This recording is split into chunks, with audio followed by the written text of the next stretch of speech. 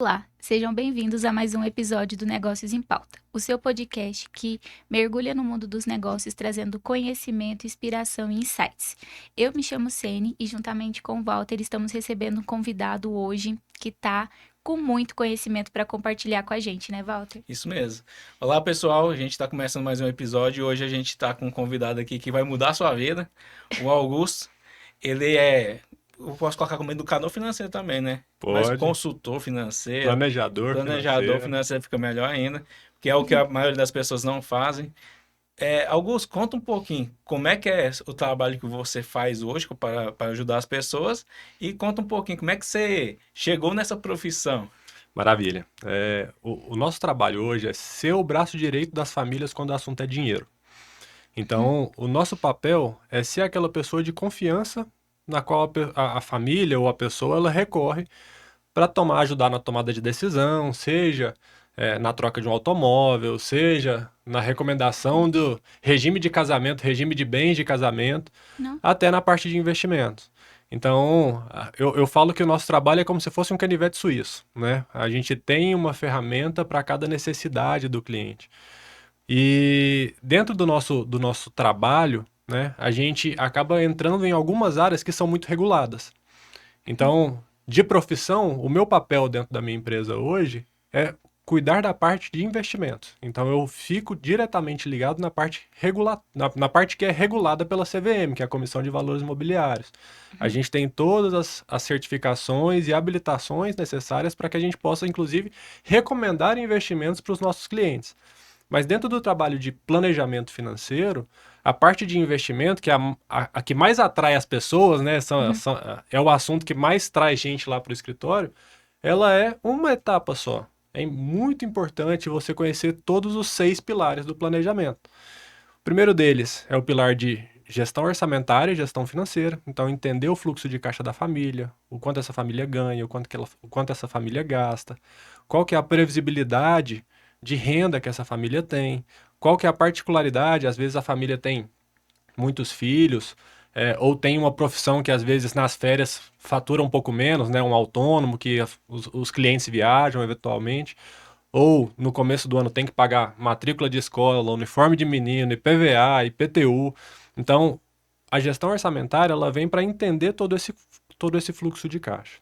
O segundo pilar é o pilar da gestão de risco, que é o mais importante de todos e é o mais subestimado, que é basicamente entender a quais riscos o patrimônio da família está exposto e o que a gente pode fazer para mitigar esse risco.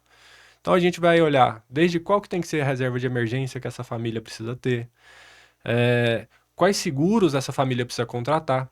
Imagina o seguinte, um jovem recém-formado em medicina. Quanto de dinheiro que esse jovem pode e deve fazer ao longo da sua carreira? Muito dinheiro. Então, a gente tem um conceito no planejamento que é chamado de capital humano, que é basicamente o quanto de dinheiro a pessoa pode gerar ao longo da vida. E muitas vezes as pessoas não pensam nisso. Então, esse jovem, por exemplo, ele precisaria de um seguro para proteger caso ele tenha qualquer problema, seja com a mão ou qualquer coisa que o impeça de produzir a receita ou os ganhos que ele teria se ele conseguisse trabalhar normalmente. Então, trazendo alguns exemplos a nível de risco, mas isso pode englobar a parte societária, que reflete na pessoa física. Então, a gestão de risco ela é o mais importante, porque não adianta nada você ser extremamente agressivo, ganhar muito ao longo da sua vida, mas chegar lá no final e é, por ter subestimado algum desses riscos, colocar tudo em jogo e talvez até perder sem ter tempo para recuperar isso daí. Deixa eu tirar uma dúvida nessa parte de gestão de risco, eu fiquei até curioso. Cara, é uma família que tem um patrimônio X ou uma pessoa da família que tem um patrimônio elevado. Aí vamos supor que ele não tem um seguro de vida ali e tá tudo ali alocado, tá em patrimônio, tá em empresa e tal. Se ele morrer e não tiver um planejamento igual você bem colocou, ele morreu, o patrimônio dele vai ser inventariado, vai ficar tudo preso. Dependendo do volume do patrimônio dele, ele vai ter que pagar um ITCD ali, um imposto de transmissão causas mortes elevado e perigoso os outros entes da família não ter esse dinheiro disponível. Ele já tem uma dor de cabeça, ele não tem? Com certeza, com Aí essa certeza. gestão de risco também abarca isso? Entra, só que dentro desse planejamento, a gente vai falar desse pilar lá na frente, que é o pilar do planejamento sucessório. Entendi. Então, a Uhum. gestão de risco, você vai ver que quando a gente fala do planejamento financeiro, todos os pilares eles são conectados. Porque um Uhum. pilar, ele influencia diretamente no outro. Então, muita gente chega pra gente e fala assim, pessoal, tem um dinheiro aqui para investir, no que eu posso investir? Depende de vários Uhum. fatores dentro de cada um desses pilares.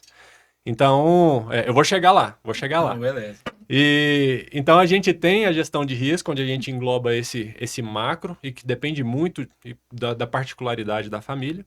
O terceiro pilar é o planejamento de aposentadoria ou planejamento de independência financeira, que é definir claramente o objetivo da pessoa. Quanto que aquela pessoa gostaria de ter de renda para custear o padrão de vida dela na aposentadoria?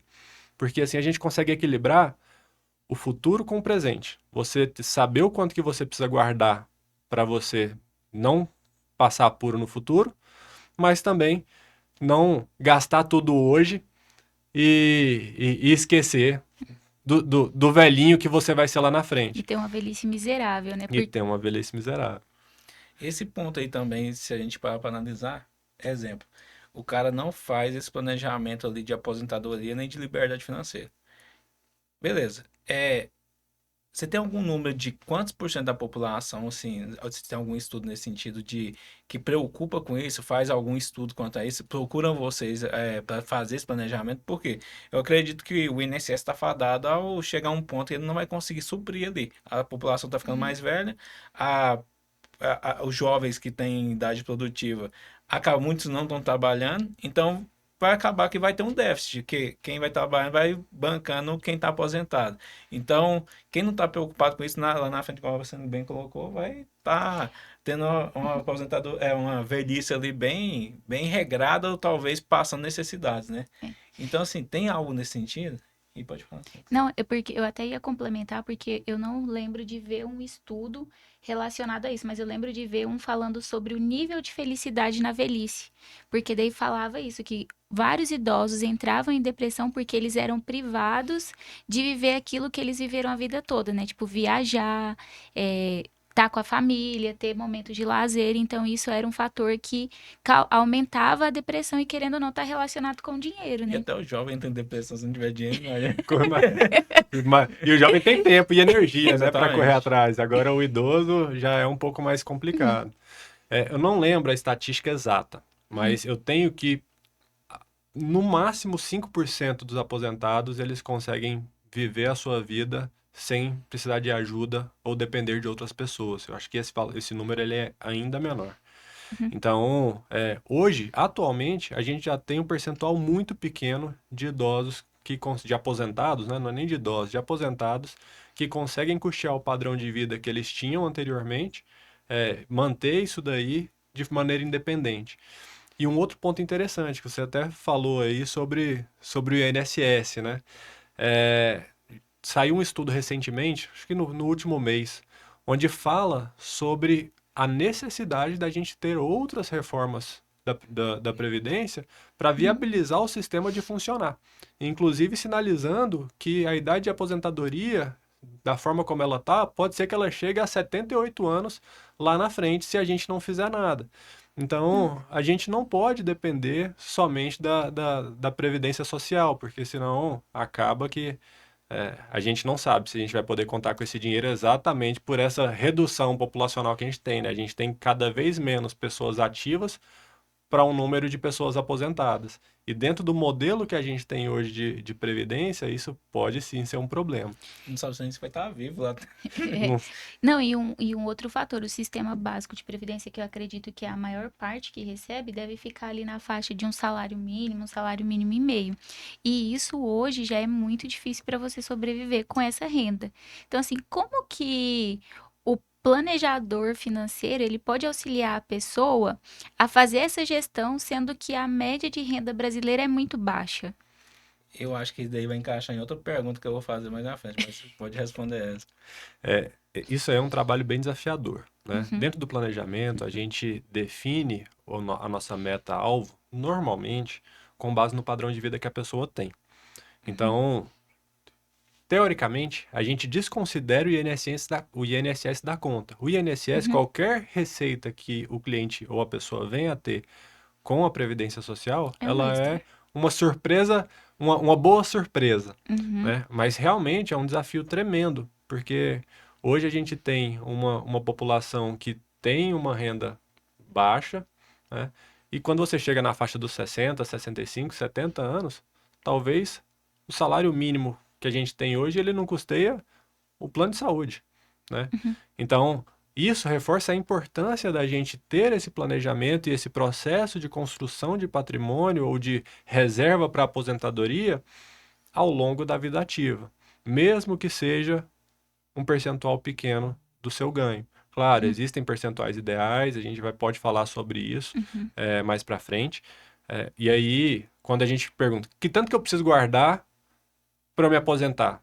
Quando a gente não tem nenhuma informação, se a pessoa guardar, e aí eu vou falar um número que é difícil, muito difícil da gente conseguir, mas sem conhecer a história, o que que a pessoa tem, o que que ela consegue, quais são os planos dela para frente, se a pessoa ela guardar entre 25% e 30% da receita que ela tem, ela vai se aposentar muito bem em um padrão de vida maior do que a vida que ela viveu. Mas Uhum. via de regra, se você tem ali de 10 a 20% de poupança, você já consegue sim custear o seu padrão de vida na aposentadoria, a depender do prazo que você tem para aposentar, né? Não adianta chegar nos 59 anos, 60 anos e falar assim, não, eu quero aposentar em 2 anos e poupar 15, 20, 30% Uhum. achando que você vai conseguir manter o seu padrão de vida. É, o tempo faz total diferença, né? Sim. É uma coisa que eu acredito muito, e a questão tá para quem está assistindo a gente, eu entendo que o tempo corrige seu patrimônio, desde que você tenha poupado ele. Então, assim, se a pessoa tiver uma cabeça já bem definida de eu vou investir tanto por mês, vou fazer uma poupança e fazer um investimento, uma alocação boa desse recurso aí no decorrer do tempo, cara, 10, 20 anos ali, ele vai multiplicar seu patrimônio bem. Só que na idade que a pessoa está mais produtiva, que é dos 18 ali, 19, 20 anos ali, que ela tá saindo da faculdade ou tá ingressa no mercado de trabalho, ela começa a ganhar o salário dela e ela quer se divertir, ela quer aproveitar a vida. Então, talvez o momento dela, talvez estar mais preocupada com o futuro dela é nesse momento. Só que aí é onde que tem um gap. A gente não tem essa educação ali para enxergar dessa forma. E os que fazem de forma diferente são exceções, assim, nesse cenário, né? Com certeza, com certeza. E aí entra a importância do planejamento, principalmente desse pilar de planejamento de aposentadoria ou independência financeira, porque assim a gente consegue ter esse equilíbrio de viver o hoje com a energia que eu tenho, com o dinheiro que eu estou ganhando, para aproveitar. Não tenho filho ainda, posso viajar, posso curtir, posso fazer o Uhum. que eu quiser, mas sem esquecer do futuro, tendo uma meta clara mensal do que precisa ser feito nessa fase que ele está mais novo, porque esse capital que é poupado, ele, como você falou, ele tem um impacto gigantesco lá na frente. E aí isso leva a gente para o quarto pilar, que é o pilar da gestão de ativos. Então, Uhum. por isso que eu falei lá atrás que é muito difícil quando a pessoa chega para a gente e fala assim, ó, tenho tanto de dinheiro aqui, vocês fazem um investimento aí para mim? Investe isso para mim? Bom, depende de vários fatores, como, por exemplo, de qual que é seu planejamento de independência financeira, seu planejamento de aposentadoria, quanto tempo a gente tem, o que que você está buscando de resultado, né? Qual que é o valor que você precisa acumular? Precisa de ser uma alocação um pouco mais arrojada, precisa de ser uma alocação um pouco mais conservadora, porque a gente precisa de ter um pouco mais de previsibilidade. Então, a gente precisa de ter todo esse norte, e isso conversa, por exemplo, com a gestão de risco, conversa com o planejamento sucessório. Porque se é uma pessoa, uma família que às vezes não está tão organizada, pode ser que precise de mais liquidez, né, de dinheiro em investimentos de curto prazo, porque se tiver alguma emergência, você precisa de estar ali pronto. Então, se é um empresário que está passando por um momento difícil na empresa, pode ser que precise aportar, pode ser que tenha uma causa na justiça que precise pagar alguma coisa, ou até um investimento que a empresa esteja fazendo, isso influencia a maneira como ele precisa investir o dinheiro dele para fazer frente a essas variáveis, né, que a gente tem. Então, isso reforça aquilo que eu falei sobre uma conexão entre um pilar e outro. Na sequência, a gente tem o quinto e o sexto pilar, que são as certezas da vida, né, que é Uhum. que a gente vai morrer e que a gente vai pagar imposto. Então, é o planejamento É a sucessório parte triste. e o planejamento tributário. Então, dentro do sucessório, a gente olha o que você tinha perguntado lá na gestão de risco.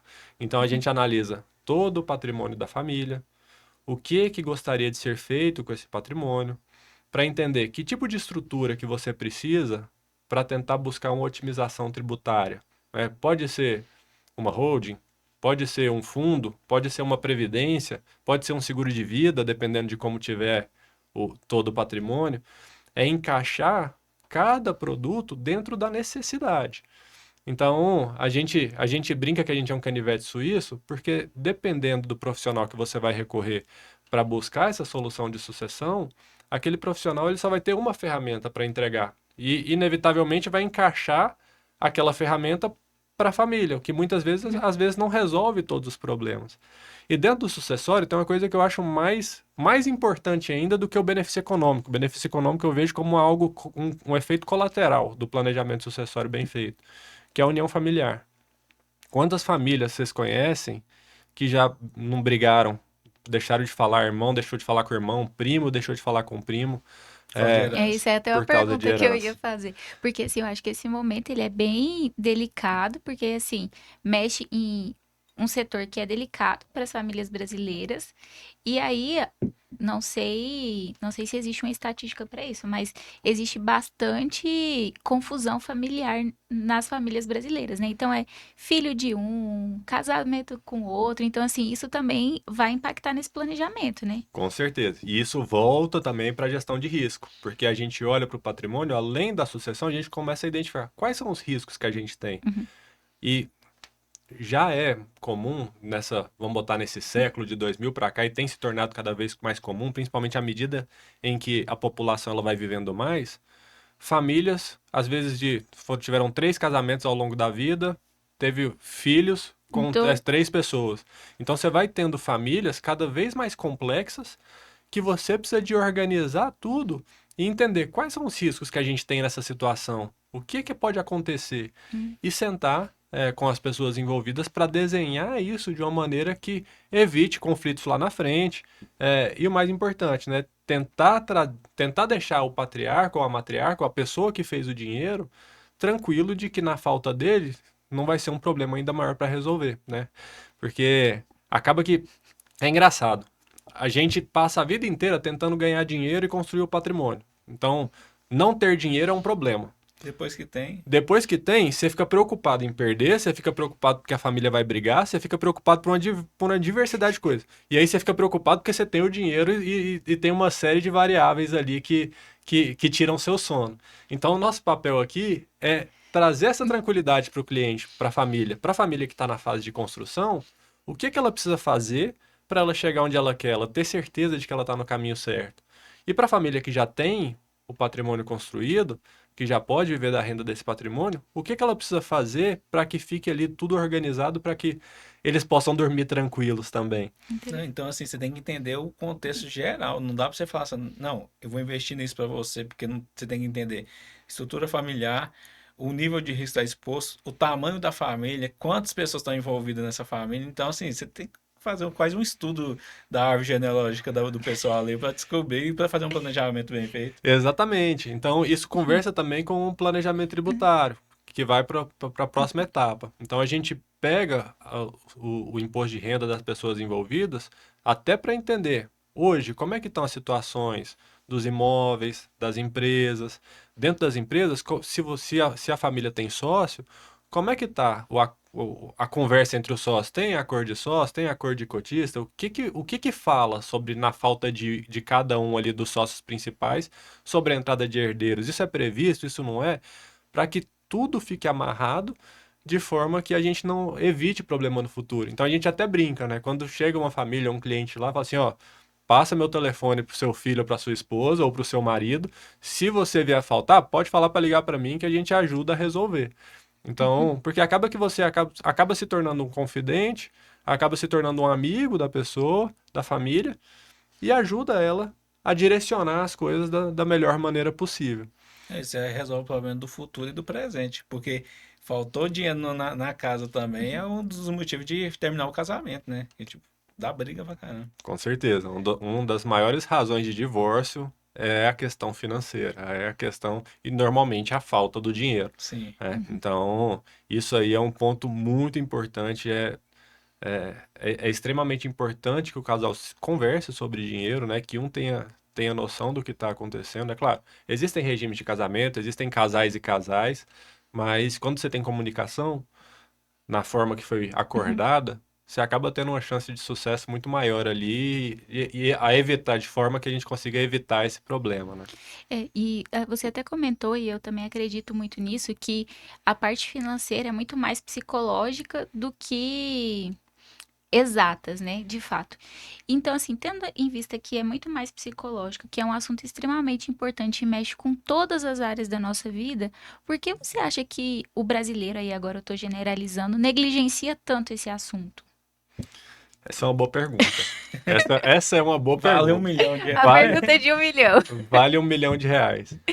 Eu acho que eu acho que não é uma negligência intencional.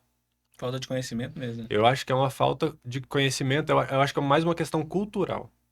Porque Hum, quando você olha para os países, para os Estados Unidos, para a Europa, é muito mais comum o jovem lidar com questões de dinheiro ao longo da infância. Então você vê lá nos filmes, nos seriados, a criança lá, indo lá montando a barraquinha de limonada para vender a limonada ou entregando o jornal para ganhar o dinheiro dela.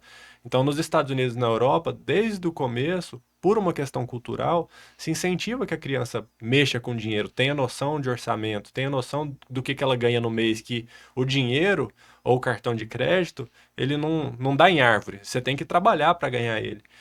E aqui a gente não tem tanto isso. Acho que até pelo nosso sangue latino, né, de proteção da família, de proteção dos filhos, talvez esse excesso de proteção e querer entregar tudo que às vezes a gente não teve, você acaba evitando algumas conversas difíceis, é, e levando como consequência a essa falta de conhecimento financeiro. Só que eu tenho visto que isso tem mudado bastante, assim. uhum, Primeiro com a internet, eu acho que os influencers, por mais que a gente tenha diversos casos ali de uma recomendação de investimento ruim, de às vezes alguma fala é, Equivocado ali. equivocada, mas num contexto geral, eu acho que foi muito positivo, assim. Eu acho que uhum. eles trouxeram eles despertaram essa consciência, principalmente para os jovens que são muito antenados. Então, eu tenho conversado, pode ser também o meio que eu tô, né? Mas eu tenho conversado cada vez com pessoas mais jovens que têm interesse sobre educação financeira, que gostam de ler sobre investimentos, sobre a melhor maneira de gerenciar o orçamento. Então você percebe isso no quanto esses influenciadores eles são grandes nos perfis que eles têm. Então, eu acho que faltava algumas vozes para despertar essa noção de que falta alguma coisa. E agora a gente está caminhando para uma consolidação disso daí, das pessoas sabendo que, tendo a noção, né, de que não sabem, porque antes as pessoas nem sabiam Que não sabiam. que não sabiam. Eles democratizaram bastante essa questão do conhecimento sobre investimento. Só que, como você bem colocou, a gente tem que filtrar um pouquinho, porque tem muitos, vamos colocar assim, instruções, recomendações que tem algumas, Isso aí. é tendenciosa para, tipo assim, para uma empresa ou para outra, ou que ela não, o cara fazendo um marketing também ali. Então, nem tudo é verdade. Mas você falou algumas coisas assim que já dá um norte para todo mundo que tá nos ouvindo ou assistindo. Primeiro, hoje quantas pessoas, tipo assim, a pessoa se perguntar para si própria, eu tenho um orçamento familiar ou meu pessoal? Ah, eu guardo quantos por cento do que eu ganho por mês? Se não guardar nada, já tem alguma coisa errada. Liga pro Augusto aí que tem Vai alguma te coisa ajudar. que vai te ajudar a chegar num consenso. E tem uma desculpa que eu não aguento mais ouvir ela, que é assim, ó, eu não guardo porque eu não ganho o suficiente. Mas ela ganha mais e continua gastando o mesmo tanto. Então sempre a pessoa vai aumentando o padrão de vida e o status. O que você diria para essas pessoas ali que usam essa justificativa que não sobra dinheiro para ela guardar? Esse perfil, ele é muito comum. E é engraçado, porque essas pessoas, eles são pessoas extremamente controladas, porque elas não ficam devendo. Elas nunca estão devendo, mas também nunca juntam dinheiro. Já me Então, identifiquei aqui, uai. Vocês estão falando de mim? Só que primeira cliente. Fecha uma cliente já no na podcast. hora, que coisa boa. E o que que acontece, né? O que eu percebo é que essas pessoas, muitas vezes, elas valorizam muito mais as obrigações com os outros do que com elas. Então, começa a entrar na parte psicológica. No seguinte sentido, ela não junta, porque isso parte dela juntar um dinheiro para ela. Mas a partir do momento em que talvez você coloque um boleto para essa pessoa pagar, ela vai se organizar e vai pagar esse boleto. Então, muito se critica hoje, por exemplo, a compra da financiamento da casa própria, né? Fala, pô, você vai comprar sua casa financiada, às vezes você vai pagar 3 casas ao longo da vida, mas tem gente que ela não tem a disciplina e para conseguir poupar aquilo de maneira proativa todos os meses. E ela acaba precisando recorrer a alguns outros instrumentos que, do ponto de vista de rentabilidade, realmente não vai ser a melhor rentabilidade, mas é aquilo que vai fazer, que vai funcionar para que a pessoa construa um patrimônio ao longo da vida. Então, a gente tem, aí entra de novo na questão comportamental. Para esse perfil, você precisa de construir um ambiente onde o status quo, né, o padrão, seja poupar sem ela perceber. Então, o que eu quero trazer como exemplo? Uma previdência que debita direto na conta corrente, porque ela já vê aquilo como uma conta, um boleto a ser pago. Uma compra de um lote parcelado, que seja, um financiamento imobiliário, mas é uma conta que ela vai ter que pagar todo. Um consórcio. São boletos que essa pessoa que é organizada, que não fica devendo, mas que também não sobra, ela vai encaixar aquilo no orçamento dela e, para que ela não poupe, ela tem que tomar alguma ação. Então, contratamos a Previdência. Para que ela não poupe naquele mês, ela vai ter que ir lá no banco, ou entrar no aplicativo, cancelar o aporte automático, ou então entrar no site da corretora ou da seguradora para cancelar esse aporte. Ou na compra no financiamento do imóvel, a gente nem fala sobre essa possibilidade, não tem nem jeito, não tem conversa. Então ela vai dar um jeito de fazer, de honrar aquele pagamento. E normalmente, isso não gera um problema tão grande. Qual que é o cuidado que tem que ter? Qual que é o tamanho desse compromisso que você vai assumir no D0? Hoje você não faz investimento nenhum. Então é claro que você não pode assumir um compromisso que consuma 30% da sua receita, porque aí você pode ter um problema grande. Se você ficar endividado, a parte da lei é grande. Exatamente. Então comece com menos, comece com 5% da sua receita, roda um ano daquele jeito, ó, tô me sentindo pronto. Busca um aumento para 10% e assim sucessivamente, até você encaixar ali dentro do que você precisa. E é um processo devagar, ele é um processo demorado mesmo, é um processo de adaptação, é um processo de criação de hábito. Então, né, não imagine que isso vai ser algo com uma resolução muito rápida e simples. É um processo de trabalhar ali a cabeça e o costume para que a gente consiga chegar nesses percentuais ideais ali de poupança.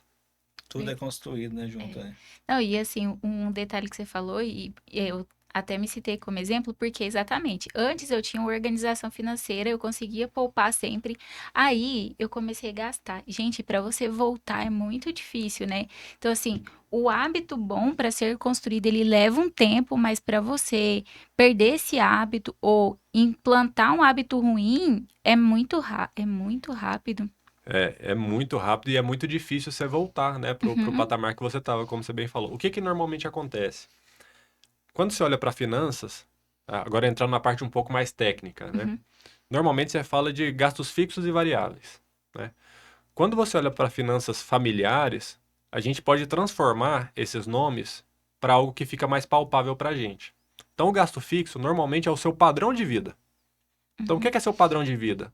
Os custos que você tem relacionados ao carro que você tem, os custos relacionados à região que você mora, aonde você mora. Então, aluguel, condomínio, IPVA do carro, seguro do carro, é, o supermercado que você faz compras, a forma, as marcas que você usa, tudo isso está relacionado ao seu padrão de vida e está diretamente ligado aos seus gastos fixos. Então, isso aqui, depois que você definiu qual que é muito difícil de você mexer. Você fica muito incomodado, talvez, de ter que ir em um supermercado mais longe para buscar um preço melhor, ou mudar uma marca, usar uma marca genérica ou substituta, que você fala, ah, não, aquele lá é o cheiro que eu gosto, ou a marca de comida que eu gosto, não vou mudar. Ou vou trocar meu carro, vou pegar um carro de padrão inferior ao que eu tenho hoje. Isso dói no ego, isso dói no Isso nosso dói. no nosso sentimento ali, dá uma sensação que você está dando um passo atrás, que você está retroagindo ao invés de avançar.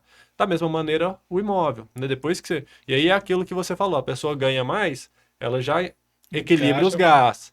Porque à medida em que a gente vai ganhando mais, quando a gente tem esse padrão de aumentar esse padrão de vida, você ganhou um pouco mais, você já pensa no carro melhor que você quer trocar. Você já ganhou um pouco mais, já pensa em qual para um apartamento maior ou mudar para uma casa. E isso vira um ciclo vicioso, né? Consequentemente. E aí o que que acontece? Isso aqui é muito difícil de mexer. E normalmente a gente vai mexer na nossa qualidade de vida. O que que é a qualidade de vida? É tudo aquilo que não é uma despesa obrigatória, mas que te dá muito prazer. Então, é o lazer que você tem, são as viagens que você faz. Vamos botar ali até o esporte que você pratica, que é algo tranquilamente fácil de cortar, né? Não, vou cancelar ali a aula de Tênis. tênis.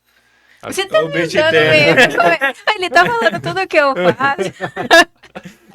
Não, depois que acabar o podcast, já pode começar a Já consultoria, já, né? E o que que acontece? Quando a gente eleva muito o nosso padrão de vida, acaba sobrando pouco para nossa qualidade de vida. E quando a gente vai tentar poupar alguma coisa, é aqui que a gente ataca. Só que o que que é o problema? Aqui é onde traz a alegria pra gente ao longo do mês, ao longo dos dias de trabalho. É aquilo que você gosta de fazer. Então, normalmente a gente ataca em algo que Vai te fazer mal depois. vai te fazer E muito tá, e mal. tá um pouco do seu ciclo de amizade, tá nesses lugares também. E aí você Exatamente. não consegue sustentar, né? E exatamente. É aí que eu quero chegar. Porque você faz um corte, beleza, resolve por um mês, 2 meses, aí você. Ah, vou deixar isso pra lá. Só se vive uma vez mesmo, não sei se eu vou estar vivo amanhã. É uma justificativa que o povo usa muito mesmo. E aí ele volta, deixa de poupar, fala assim, não, depois eu vejo o que eu faço. Isso aí é um problema pro Augusto de amanhã, o Augusto do futuro. Então, a provocação aqui é para que a gente olhe onde é difícil mesmo de mexer. Porque essa mudança estrutural, ela tem muito mais efeito no orçamento do que nessa daqui. Isso faz com que o seu planejamento, a sua organização, ela seja muito mais sustentável no longo prazo. E acontece casos, no limite, onde isso aqui ocupa tanto do seu orçamento, né? Tantos por cento, chega a 80, 90, 95%, que você tem aquela impressão de que você está trabalhando só para pagar a conta. É o que a maioria das pessoas eu acho que sente. Que às vezes não consegue ir num restaurante, às vezes você não consegue Fazer uma viagem, fazer uma viagem, comprar uma roupa que você gosta, praticar sei lá, gastar o dinheiro com o que você gosta, né? Com o que você acha que vale ali dentro da sua necessidade. Então, só que não quer mexer aqui. Não quer mudar o carro, não quer mudar o supermercado, não quer mudar o imóvel que mora. E aí passa uma vida infeliz e pode levar à depressão, pode levar a Sim. problemas ali mais complicados, inclusive. Cara, se a gente for para pensar então assim, a parte financeira era uma matéria que tinha que ser discutida na escola. Por quê? Se a gente for ver o impacto que ela gera na vida, no casamento, na sua velhice, e que ela não pode te trazer problemas psicológicos. Então a falta de dinheiro ela pode te prejudicar em várias formas, mas também se você for uma pessoa equilibrada, você pode ter uma vida mais feliz, vamos colocar assim. Por que que você acha que não é incluído na grade curricular das escolas? Porque, quer ou não, relevância e importância isso tem, não tem? Tem uma importância gigantesca, gigantesca. E já tem se falado sobre isso. Hoje, inclusive, você tem em diversas escolas ainda particulares, né, na escola pública, onde seria o mais importante, a gente não tem, mas eu já vejo hoje em escolas particulares ensinando sobre educação financeira, a fazer algo semelhante com o que tem lá nos Estados Unidos, onde você incentiva as crianças a trabalhar com dinheiro, a entender como o dinheiro funciona, a fazer ali, às vezes, uma feirinha para entender essa questão transacional e discutir, né, de uma maneira didática a importância do dinheiro na sua vida, né? Então, eu acho que é um caminho que a gente tem evoluído, mas ainda tem muito chão pela frente para a gente conseguir chegar no cenário ideal. E Augusto, o seu trabalho como planejador, consultor assim de investimentos, ele mexe em todas essas áreas que você falou. Existe um patrimônio mínimo ideal? Ou existe realmente a consciência da pessoa dela buscar essa consultoria para evoluir, assim, de vida financeira? Deixa eu complementar a pergunta. Você falou de patrimônio, mas e renda? Talvez o cara não tenha patrimônio nenhum, mas Ah, faz tem sentido. uma Aham. renda que ele fala, cara, Ah, isso gosto, daí não é para mim. gostei do que o Augusto falou, mas eu ganho um pouco demais. Eu não vou procurar. É, não tem uma renda para Uhum, se contratar um planejador financeiro, tá? Hoje, lá na empresa, a gente tem alguns parâmetros. Então, uhum, que seria uma renda de R$ 15.000 para a gente trabalhar com a família. Mas é uma opção nossa a nível de posicionamento. uhum, Mas tem se falado cada vez mais, e eu tenho visto cada vez mais planejadores atuando nos mais diversos segmentos. Então, quem está assistindo, está interessado, uhum, pode me mandar uma mensagem, porque eu consigo conectar, inclusive, com pessoas que atendem caso a gente não atenda, não uhum. consiga atender. Hoje a gente tem um time de 50 pessoas aproximadamente voltado para atender essa família. Então, inevitavelmente, acaba sendo um custo maior para que a gente consiga entregar mais qualidade em cada um desses pilares, até pela multidisciplinaridade que é o trabalho. Então, mas desde o D0 a gente já consegue trabalhar com. Não tenho nada de patrimônio, tenho uma renda baixa. Você consegue trabalhar a educação financeira a nível de orçamento, a nível de qualidade de escolha à medida em que as coisas vão acontecendo. Porque os problemas que a gente arruma para a gente a nível patrimonial, muitas das vezes, eles não surgem da noite para o dia. Eles são construídos ao longo dos Uhum. anos através de decisões ruins, de decisões equivocadas. Então, mesmo que uma pessoa tenha uma renda que, ó, o que eu ganho não dá para fazer um planejamento, não dá para se organizar. Mas dentro do trabalho do planejador, você consegue orientar essa pessoa em diversas decisões que podem mudar a vida dela, decisões extremamente relevantes, para que ela não vá cavando um buraco cada vez mais fundo que lá na frente vai ser praticamente impossível sair. Deixa eu tirar uma dúvida. Planejador financeiro, ele faz milagre também, que tem gente que você faz o planejamento, explica, mas a pessoa não cumpre. Aí fala, nossa, meu planejador, ele não me ajudou. Cara, tem um limite ali, né? Exatamente, a gente não faz milagre, gente. E a gente não faz milagre, cada um tem que fazer a sua parte, né? A gente entrega o Uhum. nosso projeto, a gente monta, discute, ajusta dentro do possível, mas é um trabalho muito parecido com um personal trainer, com um nutricionista. Se você vai no nutricionista, o nutricionista passa a dieta e você não cumpre a dieta, Não aí não tem adiantou nada. Aí milagre. você Aí, teve dois gastos, né? aí Eu não você teve dois emagreci, gastos. cara, mas o que aconteceu? Você Essa cumpriu? dieta não é boa, hein? Essa dieta não é boa. Não, interessante. E assim, mas só da pessoa tá, vamos supor, a pessoa não tem essa renda, mas ela ter essa noção, ela já consegue por si só resolver muitos problemas da vida dela, ó. Igual você falou. Ela sabe que ela precisa ter um orçamento, precisa saber onde dá pra mexer pra conseguir manter isso de forma consistente, que é ali no padrão de vida e não no lazer.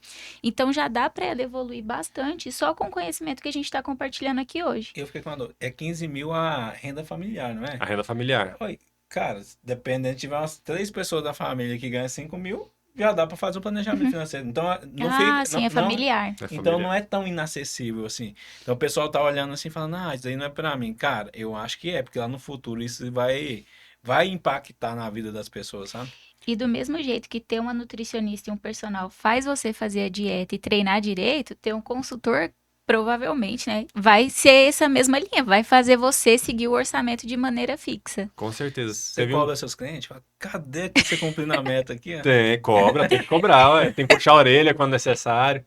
Então, tem um estudo que saiu no mercado americano. O mercado de planejamento financeiro lá nos Estados Unidos, ele é muito mais desenvolvido e tem um histórico muito mais longo. No Uhum, Brasil, a figura do planejador, ela é relativamente recente. A gente está falando uhum, ali dos últimos 15, 20 anos, né, de uma maneira mais forte nos últimos 10 anos. Só que teve um estudo que mostra que as famílias que têm um planejamento, um acompanhamento financeiro profissional, elas acabam chegando na aposentadoria, na velhice, tendo uhum, mais dinheiro do que aquelas que não contrataram. E o que que é o bacana? É que não necessariamente, é claro que é o que a gente vai buscar, mas o fator principal não necessariamente é de fato uma rentabilidade a mais nos investimentos. Mas pelo simples fato de você tomar as decisões da maneira correta, você ter uma pessoa para você prestar contas, entre muitas aspas, né, uhum. do que foi combinado com o seu dinheiro, fez com que essas famílias juntassem mais dinheiro, elas pouparam mais. Então é muito comum a gente ter esse tipo de conversa com os clientes nossos. Às vezes eles chegam no primeiro ano, ao final desse primeiro ano ele fala: Nossa, olha quanto eu poupei, eu nunca tinha feito isso na minha vida. Uhum. E o fator principal, que é aquilo que a gente conversou lá atrás, a rentabilidade ela é importante quando você já tem um patrimônio considerável construído.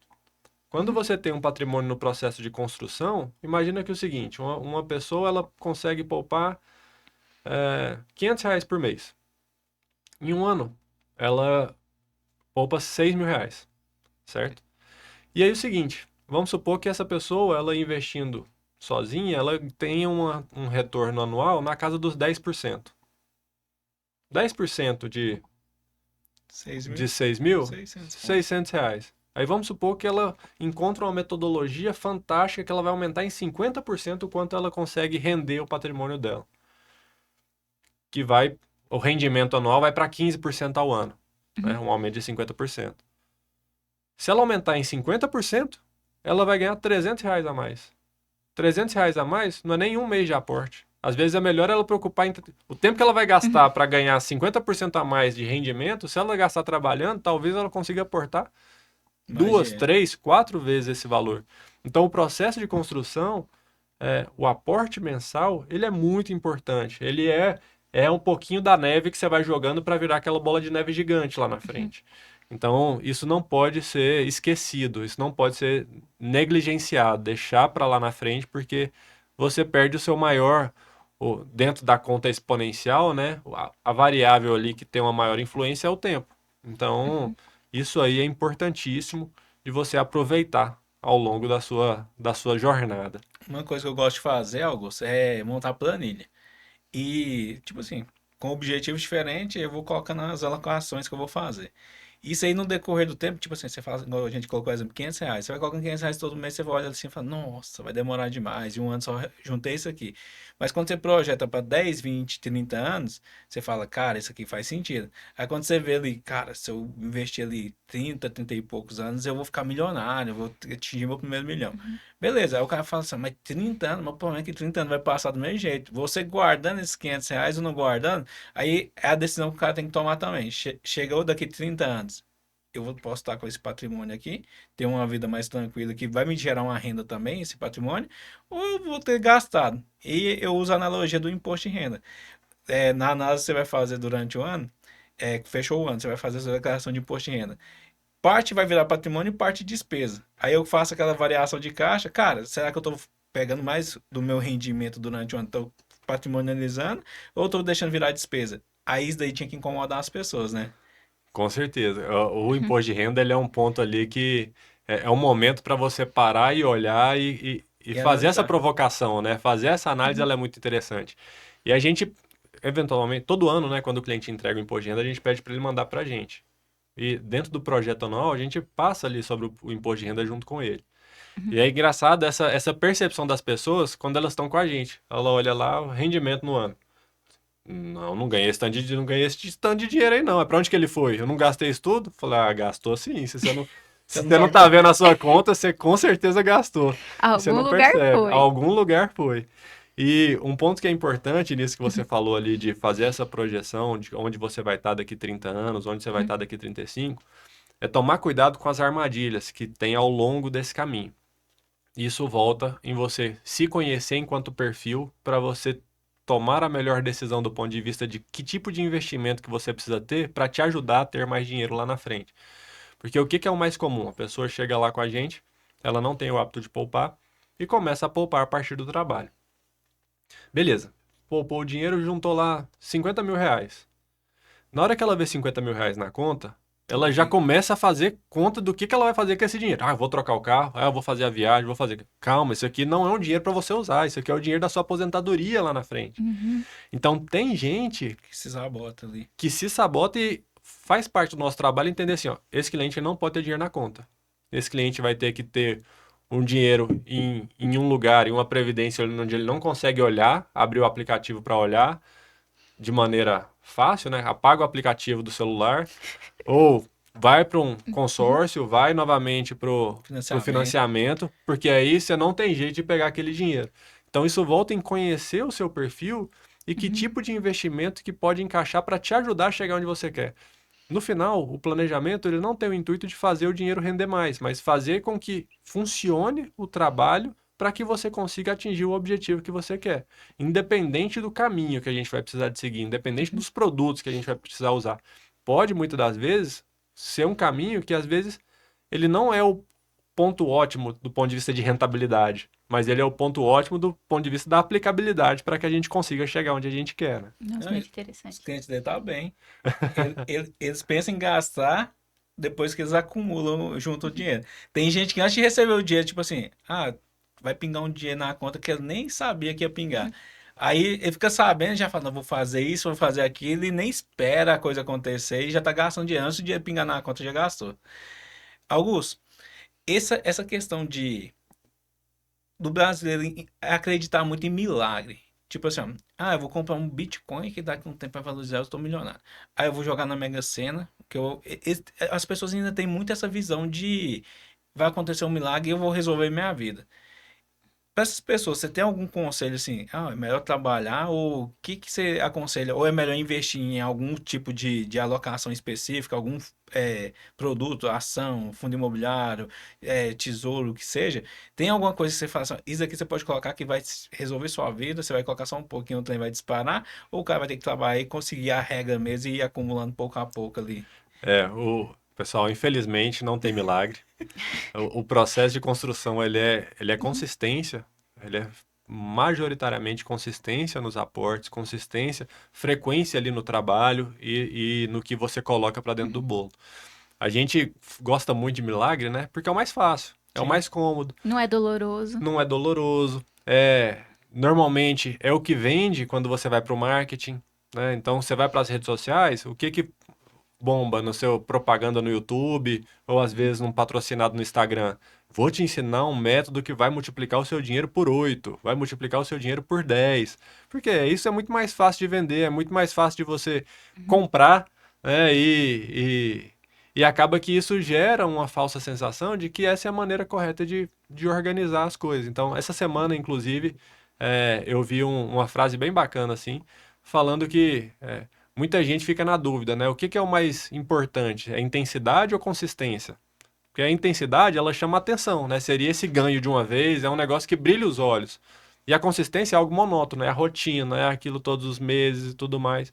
Só que você tem muito mais resultado na consistência. Então, a gente faz esse paralelo, até a gente, lá na Ibra, a gente gosta muito de esporte, né? Do paralelo da importância do esporte versus a construção de patrimônio. Da mesma maneira, uma academia, uma corrida de rua, o tênis, o beach tênis, para você ser bom naquilo, para você conseguir crescer, você precisa de fazer diariamente o básico. Você precisa de exercitar Aquela aquele skill, né? habilidade. Aquela Aquela habilidade. habilidade de maneira recorrente. Né? Não adianta você, não, hoje eu vou jogar tênis e vou lá e vou ficar 8 horas jogando. Não tem o mesmo efeito de você fazer uma 8 hora vezes por de uma dia, hora. 8 vezes de uma hora. É a mesma coisa para a construção de patrimônio. Não, e você falou dois pontos que eu acho assim, pegando a sua fala aqui, essa constância, igual você colocou.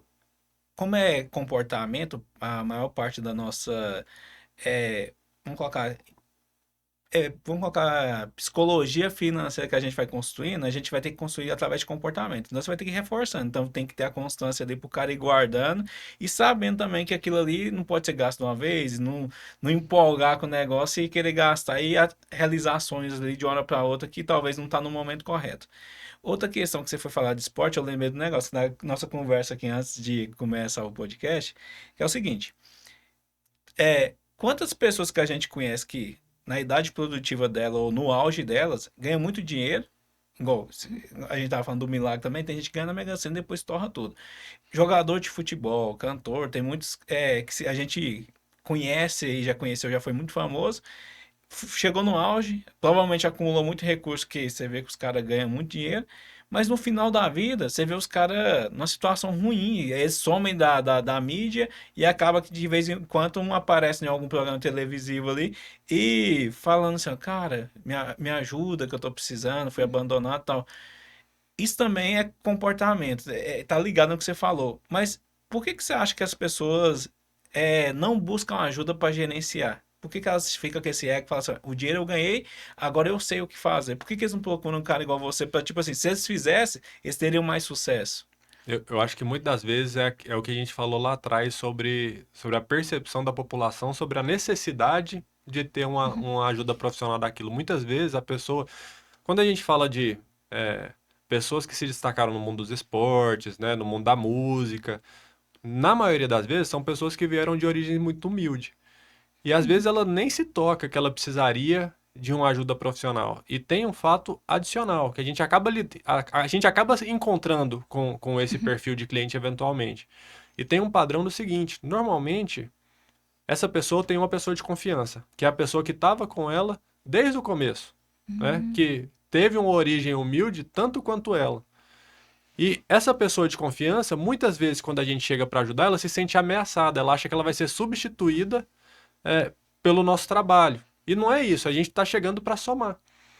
E aí a pessoa acaba ficando receosa sobre a nossa ajuda. Então, respondendo a sua pergunta, eu acho que primeiro, as pessoas muitas vezes elas não tinham noção de que elas precisavam desse trabalho.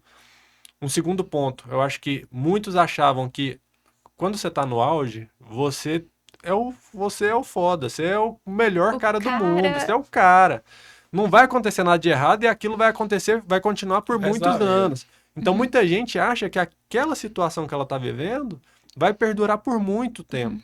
E isso acaba levando essa pessoa a poupar menos do que devia, ou aumentando o padrão de vida de uma maneira que, caso ela reduza ali, dada a instabilidade da receita, consome de uma maneira muito rápida. Só que o que que eu tenho observado também? Isso tem mudado com o tempo.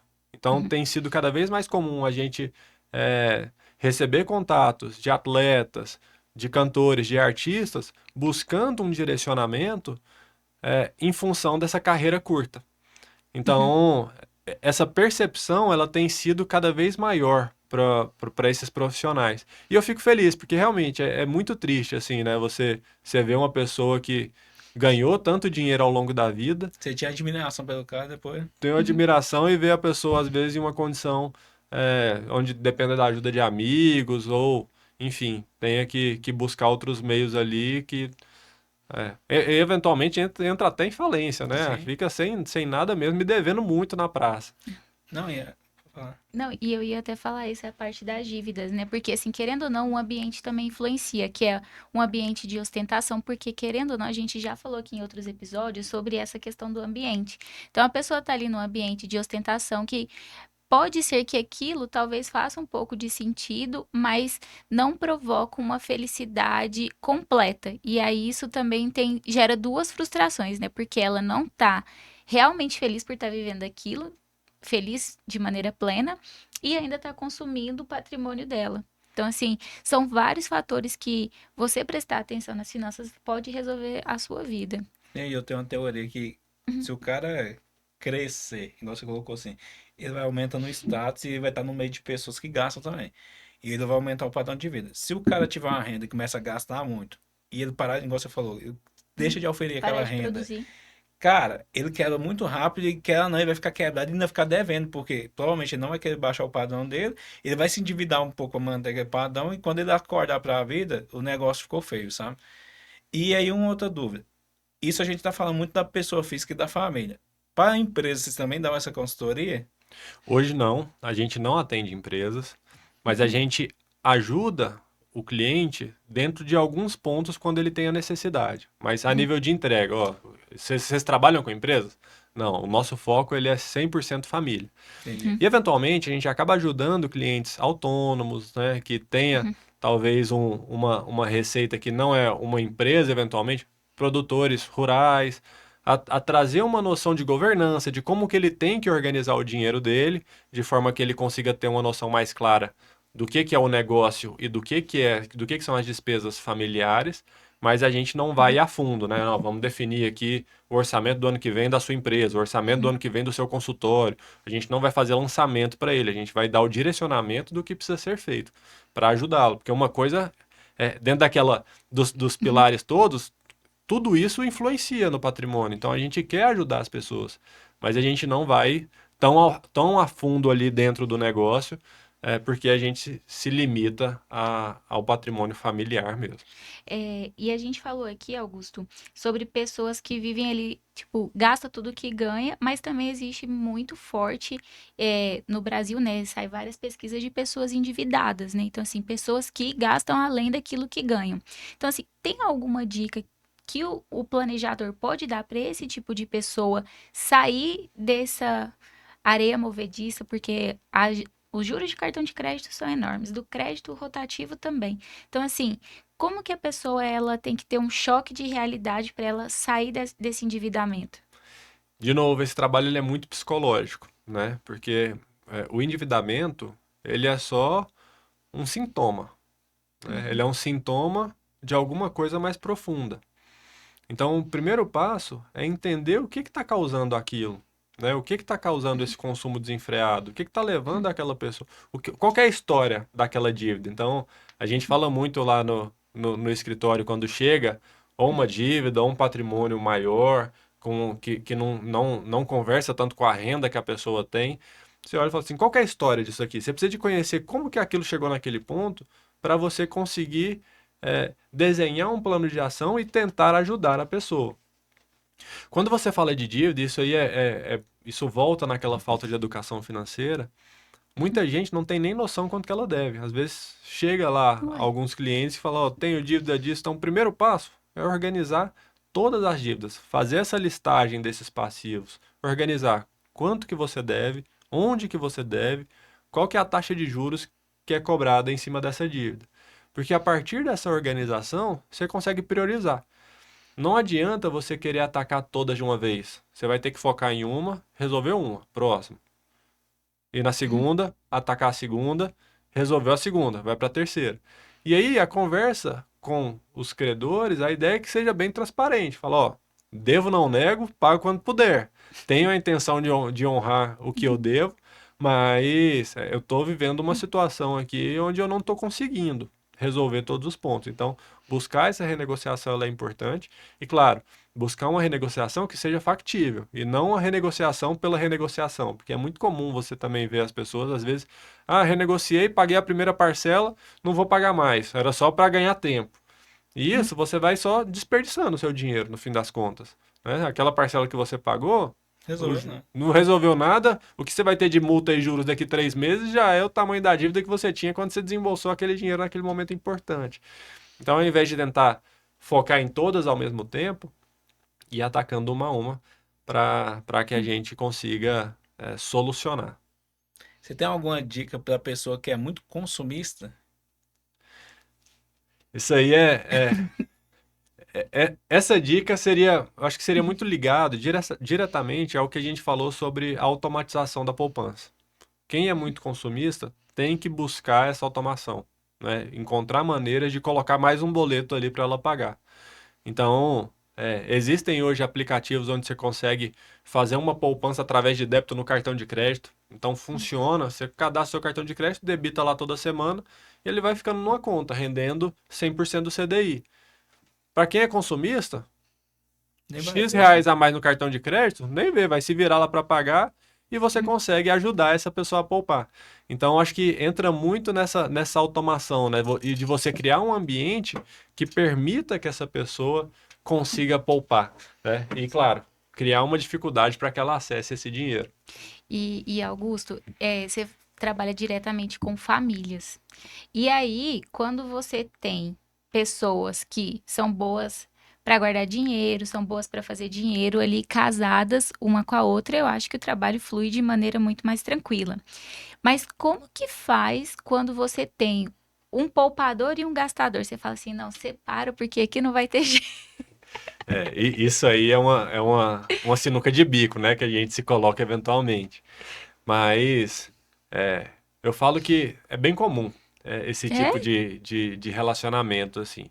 O mais importante é cada um do casal entender o seu perfil e buscar via um diálogo a melhor maneira da gente organizar isso daí. Então, o orçamento ele vem para ajudar muito nisso, porque o gastador, se você definir um limite, normalmente esse gastador ele vai saber aquele limite de uma maneira e tentar simplificar o processo, no seguinte sentido. Às vezes você tem toda uma planilha rebuscada e complexa que você tem que abrir no computador, às vezes você nem consegue abrir no celular para você ver o que você gastou. Ou às vezes o processo de lançar o que foi gasto ao longo do mês dificulta muito. Então o que você pode fazer?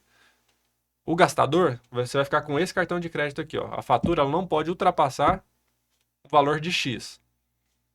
É isso. Aquilo ali tá dentro do limite e é algo fácil, porque você quer ver quanto que já gastou, abre o aplicativo e acompanha. Mas dentro de um orçamento maior, onde você consegue enxergar esse papel e buscar ferramentas para tentar trazer esse controle. É claro que nem sempre essas ações elas acabam surgindo efeito. Né? Eventualmente você tem sim divergências, eventualmente você tem um processo de adaptação. Mas à medida em que você vai conhecendo a família, você vai buscando novas técnicas e maneiras de fazer com que aquilo funcione, né? Quando a gente lida com pessoas, não tem fórmula pronta. Isso volta muito para a gente falou lá atrás e eu nem contei a história, né? De formação eu sou engenheiro. Ah, você é engenheiro. Ué, eu achei que você Então, era administrador. O economista. E então engenheiro tem facilidade também de entender esses cálculos, né? exatamente. Então, pela minha formação, eu sempre fui uma pessoa muito voltada para números. Eu achava que finanças era algo técnico, era algo que se você dominasse ali a técnica, você teria sucesso na sua vida. Então, foi uma mudança de paradigma muito grande para mim ao longo dessa jornada profissional, para entender que como a gente está lidando com pessoas, não tem um mais um é dois. Um mais um pode ser três, pode ser quatro, um mais um pode ser menos 10. Então, cada situação é uma situação em que às vezes você vai ter que trazer a criatividade para conseguir superar aquele problema, trazer a família para o diálogo. E uma coisa que é muito importante, gente, o diálogo dentro, quando a gente fala de dinheiro, né? Muitas pessoas têm aquele receio. Elas são fechadas, às vezes o marido ou a esposa não gosta de falar quanto que ganha. Eventualmente já aconteceu do cônjuge descobrir cada um quanto que o outro ganha na reunião. A gente está conversando sobre quanto você ganha. Ué, você ganha isso tudo? Ué, não sabia não, ué. Então, Meu Deus. Imagina no namoro, então, tipo, casou sem ter esse assunto na mesa. exatamente. Então, acho que muitos problemas que a gente tem, se a gente tivesse essa quebra de paradigma de que o dinheiro é algo que não só pessoal, né, mas algo que não se deve ser compartilhado com ninguém, a gente poderia evitar muita coisa.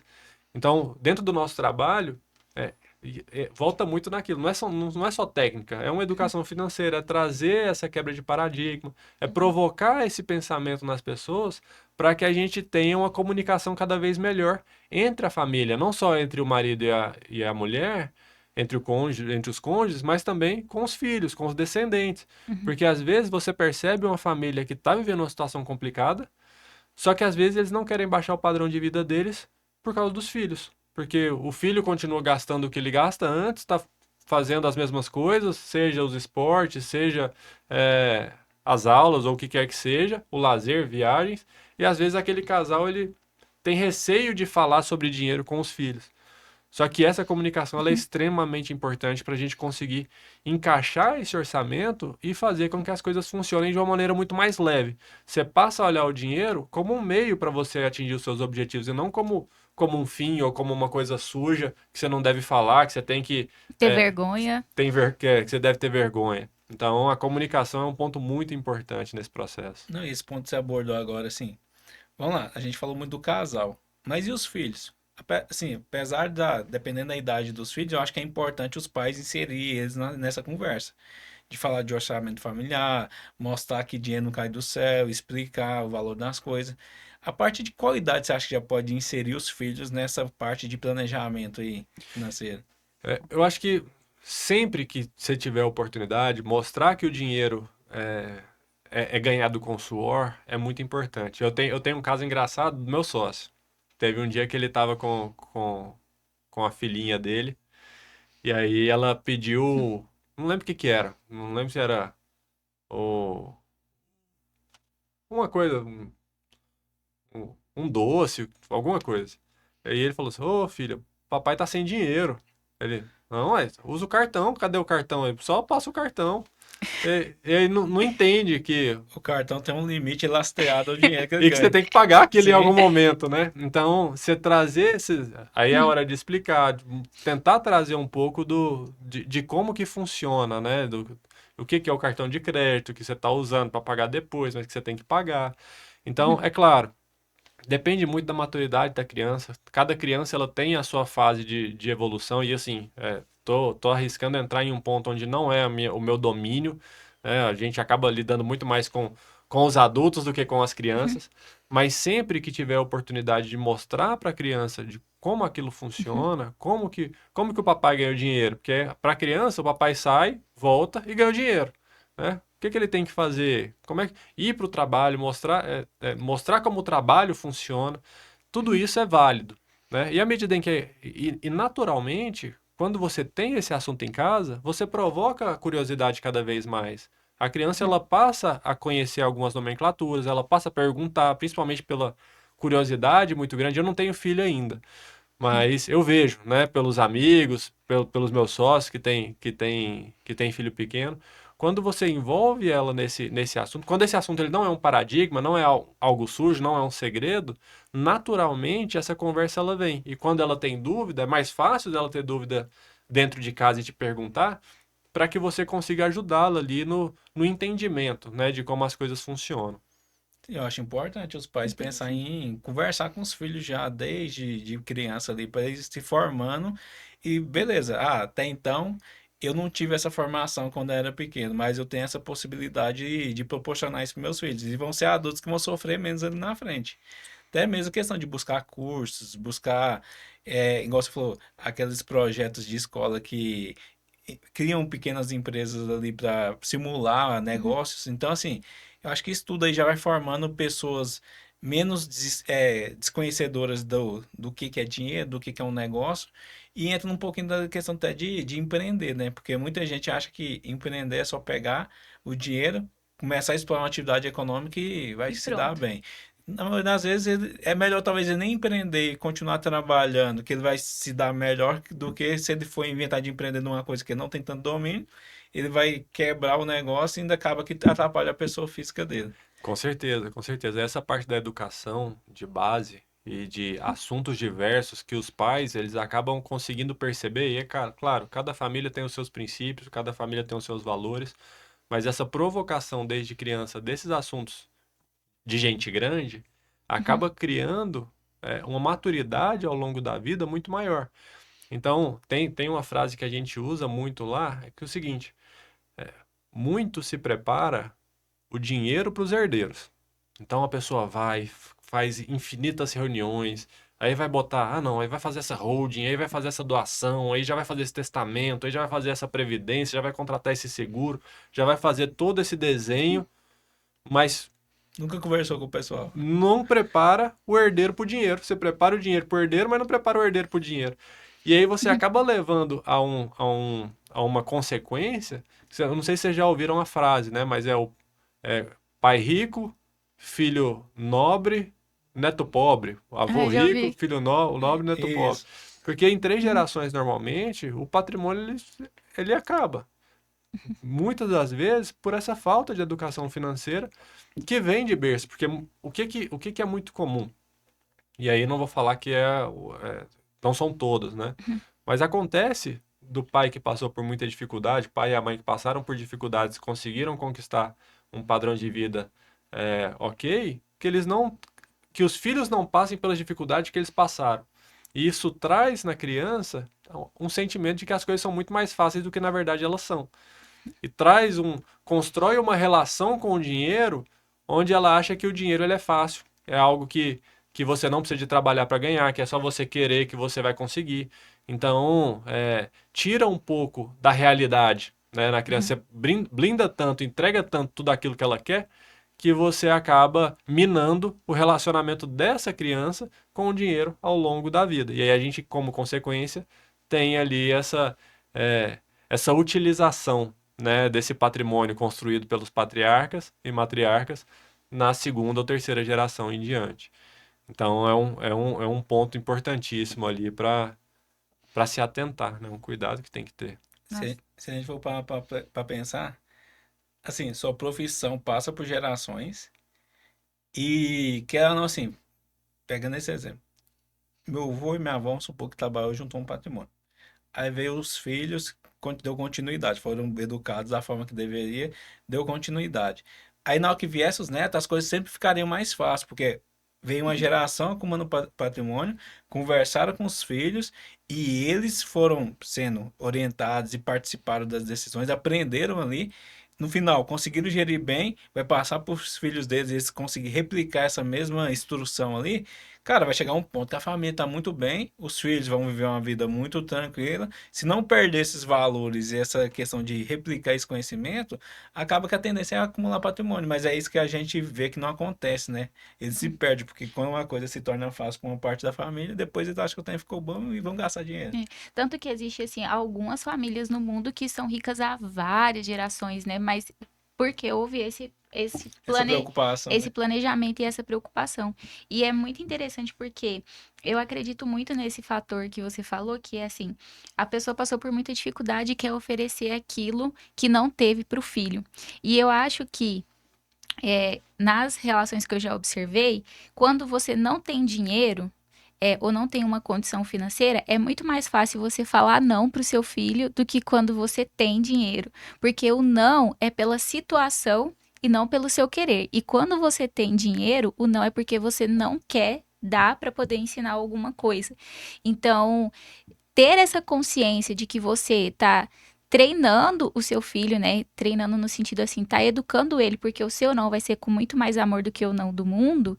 Eu acho que é fundamental para ter sucesso nessa transmissão aí de valores e de patrimônio e de tudo na vida, né? De valorização da conquista, né? De Uhum, valorização das coisas conquistadas. É porque senão fica tudo muito fácil e você acaba não dando valor. A criança, ela acaba não dando valor para cada etapa, né? Para aquilo que tem, para aquilo que ela ganhou e muitas vezes quando se recebe herança, para aquilo que foi transmitido para ela. E quando você uhum, não dá valor para aquilo, você acaba não tratando aquilo com o respeito e com o cuidado que aquilo merece. Então, concordo plenamente com com esse ponto, né, da importância do não, na uhum, construção da, do caráter, né, da personalidade ali da pessoa. Augusto, eu vou fazer duas perguntas técnicas agora. A média da população brasileira, ela viveria bem com quanto de renda? Aí a segunda pergunta é, quanto que ela teria que acumular de patrimônio para chegar numa liberdade financeira? Eu sei que existe padrões de vida, aí eu falei em média mesmo, só para a Uhum. gente uhum. ter uma base. O que que é viver bem? Não, não é que viver bem, assim, ó, a média vive como? A Ah, tá. média não precisa viver tão bem, mas também não é mal também não. Mas só pra gente ter uma noção Uhum, e para as pessoas verem assim, eu quero lá na frente ter minha independência financeira, eu preciso acumular mais ou menos um patrimônio X. Aí você colocou ali uma expectativa de rentabilidade ali, pra gente chegar mais ou menos no meio termo de quanto de patrimônio que ela tem que acumular. Maravilha. Teve um estudo, agora eu não me lembro se foi o IBGE que fez ou se foi algum outro órgão, que falaram que o valor em que as famílias precisariam, qual que seria o valor do salário mínimo ideal? Que eu uhum, acho que eu vou considerar É isso como mesmo. viver bem. E uhum, não me lembro exatamente o número exato, mas eu lembro que era na faixa de 5 mil a 6 mil reais. Vamos botar ali 5.500 reais. Esses, nos cálculos, seria o valor ideal, considerando ali os custos de moradia, de uhum. escola, de educação, de saúde e alimentação. Então, partindo dessa premissa de 5.500 reais, deixa eu até pegar o celular aqui, que ajuda a fazer conta. Ó, aí agora Agora. vocês vão aprender a juntar dinheiro. Então, 5.500 reais, a gente está falando de 66 mil reais no ano, Uhum, certo? Partindo da premissa de que a gente vai buscar um rendimento de 4,5% de ganho real, o que que é o ganho real? É o quanto que você ganha acima da inflação. Então, hoje, a nossa taxa de juros básica ela está em 10,5%. Então, muita gente acha que ela pode gastar, se investir o dinheiro, gastar os 10,5%, que rende ao longo de um uhum. ano. Pode. Só que não desconta a Só inflação. que não desconta a Uhum, inflação. E o que que vai acontecendo com o tempo? O seu dinheiro ele vai conseguindo comprar cada vez menos. Então, a gente toma por base esses 4,5% porque é uma conta conservadora e você consegue fazer uma projeção de longo prazo disso daí. Então, se a gente dividisse esse valor, a gente está falando aí de 1.470.000. Então, 1,5 milhão. Esse deveria ser o número almejado para você conseguir essa renda ali de R$ 5.500 Mensagem. mensais, conseguindo essa rentabilidade de 4,5%. Só para vocês terem uma ideia, hoje num investimento extremamente conservador, você conseguiria uma taxa de retorno ali na casa de 6,5% de juros reais. Então, se a gente está falando de 6,5% de juros reais, Já tá 2% acima do que você previu. 2,5%. E a gente está falando de R$ 1 milhão necessários para você. Então, você já diminuiu a diferença, né? De 1,5 milhão para 1 milhão. Uma diferença muito grande. E 2 pontos percentuais só de diferença. Uhum. Só que esse cenário, se o Brasil fizer o dever de casa, isso não deve perdurar por muito tempo. Por isso que não é bacana de fazer com essa taxa de juros real hoje. Então, 1,5 milhão seria o valor, um norte ali para se trabalhar. Quanto que a Sena teria que guardar por mês para juntar 1,5 milhão? Isso aí ela vai ter que ir lá no escritório pra gente cobrir junto. Essa foi boa. Tá vendo? Vou Não, lá. mas, Sena, eu acho que assim, quer ou não, o povo fala assim, não, atingir 1 milhão e meio ali, que é o ponto de equilíbrio pra gente chegar na independência financeira. Aí a pessoa pensar assim, cara, se eu fizer uma meta, fazer o meu planejamento financeiro, procurar o Augusto, falar, Augusto, eu quero atingir meus 1,5 milhão para mim ter essa renda aqui, para não precisar me preocupar. Quanto que eu preciso de poupar? Ele vai fazer as contas ali, colocar quanto você vai ter que aportar por mês, a expectativa de rentabilidade. Cara, decorrer de uns 10, 15 anos, 20 anos, você vai ter mais ou menos esse recurso já na mão. Ah, mas eu quero em um ano. Não tem milagre, não, meu filho. Aí você vai ter que jogar na Mega Sena mesmo. Mas e ganhar, né? Exatamente. Ganhar, não é só jogar. Se jogar ainda vai delapidando o patrimônio. Então, assim, se o cara fizer essa conta e fizer um compromisso com ele no futuro e ele tiver esse patrimônio, pensa na vida dele, tanto que vai ser mais regulada, mais tranquila, e até com a família dele ali, sabendo que ele tem essa renda todo mês. Então, assim, dica para quem está nos vendo aqui, não está nos ouvindo.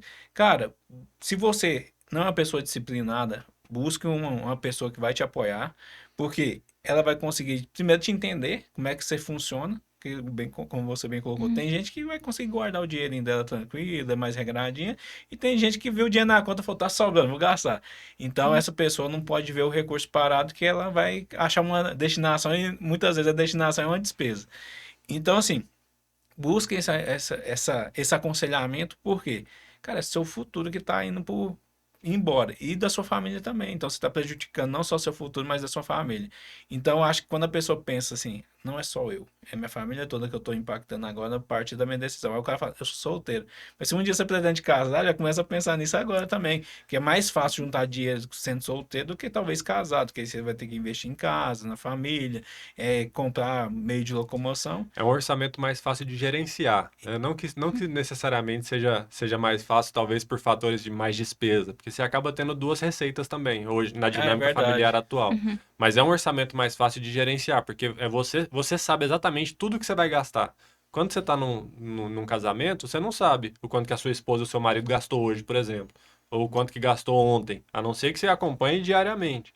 Então, tendo essas variáveis, não havendo essa comunicação, realmente, duas pessoas fica mais difícil de organizar. Mas tem o ponto positivo de Que é ter duas duas rendas. É importante você falar isso. E um ponto bacana que você trouxe, não só sobre o impacto que você tem para a sua família e para o seu futuro de maneira direta, mas quando você fala de planejamento, a gente acaba entrando na questão da reserva de emergência. E muita gente acha que a reserva de emergência ela é só para você. O efeito imediato dela e a única utilização é para você custear custear um imprevisto. Só que isso pode ter um efeito gigantesco na sua vida. Vou dar um exemplo no seguinte sentido. Vamos supor que a empresa deu errado, lascou tudo, vou ter que fechar um negócio. E eu não tenho uma reserva de emergência. Eu tenho conta para pagar, né? Lá em casa as contas continuam chegando. Se eu não tenho de onde tirar, eu vou ter que agarrar a primeira oportunidade que aparecer na minha frente. E talvez essa não seja a melhor oportunidade para mim. Talvez seria melhor eu tentar reconstruir o negócio, pelo meu perfil, pelo que por onde eu poderia chegar. Só que como eu não tenho escolha, eu vou ter que ir com a primeira possibilidade que aparecer na minha frente. Agora, se eu tenho uma reserva de emergência, eu vejo uma oportunidade, isso aqui está adequado para o que eu preciso? isso aqui me entrega o que eu quero, não só a nível financeiro, mas a nível de satisfação, é um trabalho que eu gosto, são pessoas que eu gosto, são pessoas que eu admiro, não entrega. Então, obrigado. Eu não preciso disso aqui agora ainda. Eu posso escolher, eu posso optar, eu posso buscar mais possibilidades. Então, a reserva de emergência dentro do planejamento, ela traz uma opcionalidade ali, onde você é, pode ser uma decisão que vai mudar a sua vida. Às vezes é uma decisão que te manda para uma outra cidade, onde você perde ali, sei lá, por um tempo você tem que morar em um lugar longe da sua esposa ou do seu marido, e isso pode acabar com seu casamento. Então, ou em um lugar onde você não vai ter tanta possibilidade de crescimento como você poderia ter numa segunda oportunidade que te seria apresentado se você pudesse esperar por ela. Então, o dinheiro, você ter os recursos ali de uma maneira organizada, isso te traz uma liberdade muito grande. E essa liberdade, ela acaba te levando a posições financeiras, a situações financeiras mais prósperas, exatamente porque você não é obrigado a aceitar aquilo que é te imposto, porque você tem o poder de escolha. Então, é algo que acaba virando no fim do dia um ciclo virtuoso, porque você tem mais liberdade, você tem mais tranquilidade para você tomar decisão, você não toma decisão sob pressão, você consegue esperar, você não está refém daquela situação. E isso pode te levar a situações a te colocar em situações melhores, onde você vai ganhar mais, onde você tem uma possibilidade maior de crescimento, que vai te ajudar a ter mais dinheiro lá na frente.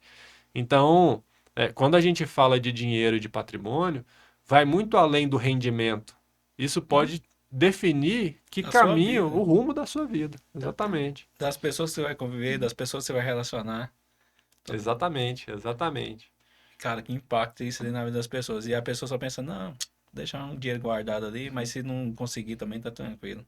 Exa- Cara, teve alguma situação que alguém chegou em você, eu acho que teve muitas, que voltou pra você depois e falou assim, ó, Augusto, você mudou a trajetória da minha vida ou da minha família, no dia a dia, no seu trabalho? Tiveram algumas. Algumas muito positivas e outras situações mais tristes. Eu acho que o que me vem, a primeira que vem à mente é de uma família que buscou a gente para fazer o planejamento. Família, a renda era toda do patriarca, né, concentrado nele ali, ele tinha uma renda variável. E fizemos o planejamento. Era uma pessoa relativamente jovem, desenhamos os seguros, organizamos as coisas, tanto a nível de sucessão, dentro da parte, o que precisava de entrar em previdência, o que precisava de ficar mais líquido. Era uma família que estava muito imobilizada até pela profissão do patriarca. A gente começou a organizar a casa.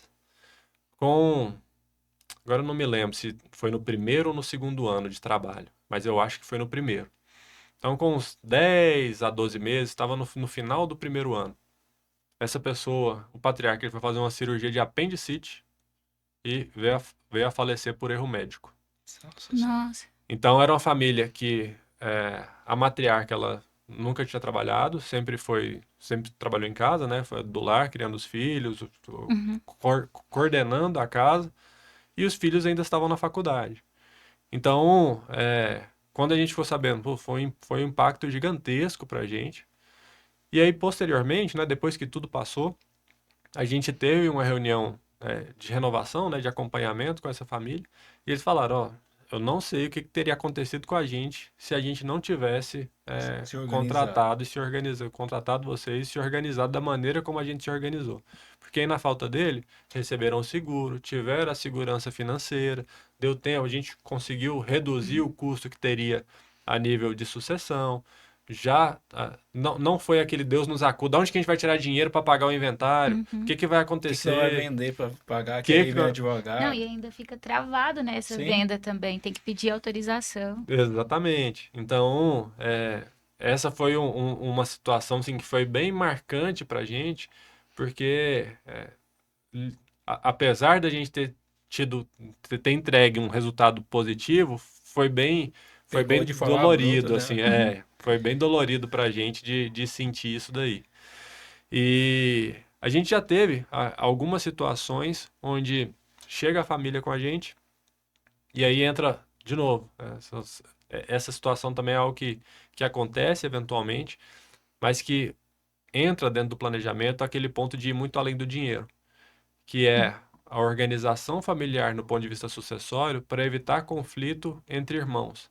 Então, a gente já chegou uma situação para a gente, onde a família tinha o patrimônio ali a ser dividido, o pai já queria organizar tudo em vida para passar para os herdeiros, e os irmãos não se davam tão bem, era uma dificuldade, e dentro de uma sequência de reuniões, a gente conseguiu trazer essa visão de qual que é a melhor maneira da gente organizar aquilo de forma que todo mundo se sinta atendido, ouvido e respeitado, né? Então, era algo que tirava muito o sono dos pais. Quando chegou lá, meu Deus do céu, eu tô preocupado, o que que vai acontecer com esses dois no dia que a gente vier a faltar? E quando a gente conseguiu concretizar, né, aquele planejamento, concretizar aquele plano de ação, onde a gente teve ali a anuência de ambas as partes, o relacionamento entre eles já começou a mudar. As reuniões, não sei se foi pela reunião, porque acabou sendo um contato forçado a partir de uma necessidade, tinha que resolver aquilo, botava todo mundo na mesma sala e tinha que resolver, eles tinham que conversar, tinham que... isso trouxe uma proximidade e deixando esse mapa claro de como as coisas funcionariam, talvez tenha desarmado, né, os dois. Então isso trouxe vamos dizer assim, União da eles família. voltaram, uma união da família, eles voltaram ali para um núcleo que era um ponto que preocupava demais os patriarcas.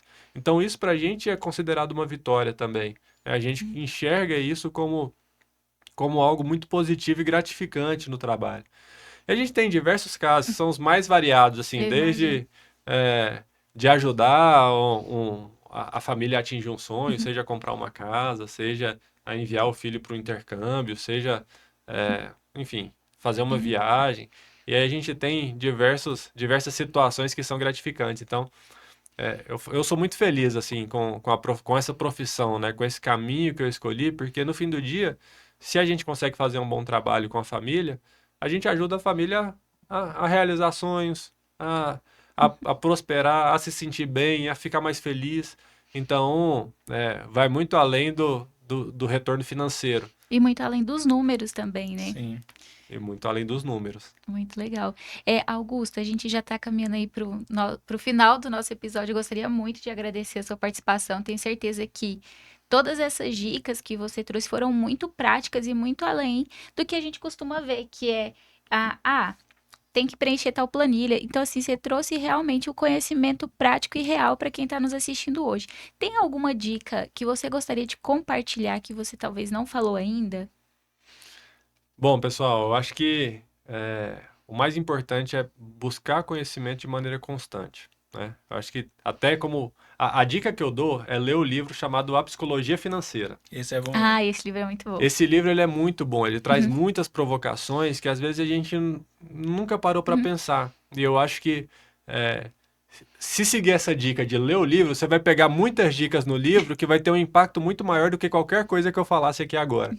Então, é buscar o conhecimento, leia esse livro, porque isso ajuda, isso pode mudar a forma como o pessoal que está assistindo aí olha para o dinheiro. Augusto, obrigado aí pela sua presença e pelas dicas aí.